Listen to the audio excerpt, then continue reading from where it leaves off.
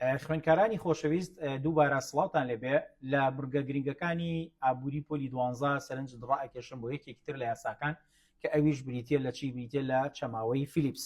ئەم چەماوەیە چەماوەیەکی دیار و ئاشکرایە پەیوەندی لە نێوان ڕێژەی هەڵاوسان بە هەروەها ڕێژەی تێگڕای بێکاریم بۆ دەستنیشان ئەکات کە پێویستە وەکو باسم کرد هەموو خوێندکارێک ئەم یاسایانە 100% لی تێ بگە و ئەگەر بەتاواتی لی تێنەگات دقەکەی هەرچۆنێک بێ لەبەر بکە بۆ ئەوی بتوانێت وەڵامە ڕاستەکە دەستنیشان بکات لە ئیمتیحانی وزاریە.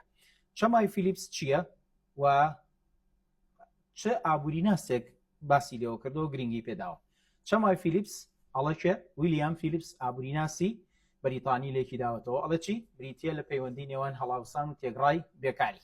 پەیوەندی لە نێوان هەڵاوسان و تێگڕای بێکاری یەکێکە لەو پەیوەندی کە ویلیام فیلیپس هاتووە چەماوەیەکی بۆ داڕشتووە و تایدا ئاماژە ببوونی ئەو گۆڕانکاریانە ئەکا کە لە نێوان هەڵاوسان و تێگڕای بێکاریدا هەیە.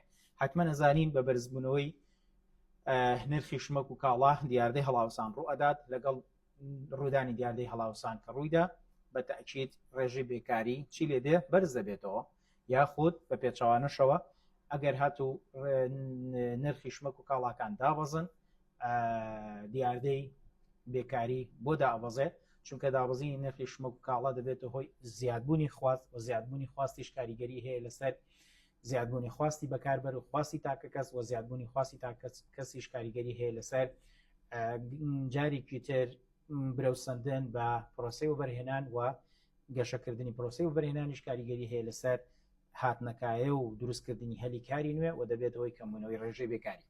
ئەگەر تێبینی بکەی ئەم چەماوەیە خودم دقە ئەڵە چی ئەڵە کاتێک تێگڕای بێکاری کەم دەکات نرخەکان زۆر بەرز دەبنەوە. بۆ چونکە بوونی بێکاری بە شێوەیەکی گشتی کاتێک کە بێکاری کەم دەکات واتە کرێکارەکان دەچنە سەر کار واتە هەلی کاریان دەست دەکەوێت کە هەلی کاریشان دەستکە و کەواتە پارەیەک لە گیرفانیاندا دەبێت کە پارەیەکیش لە گیرفانیاندا هەبوو واتە خواستیان هەیە بۆ کڕینی کاڵا و شمەک کە خواستیشان هەبوو بۆ کڕینی شمەک و کاڵا کەواتە نرخی شمەک و کاڵاکان چیان لێدێت بەرز دەبنەوە.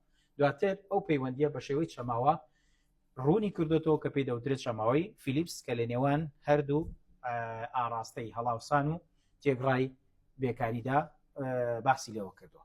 با بزانین چەماوی فیلیپس چۆن پرسیاری لەسەر هاتوتەوە.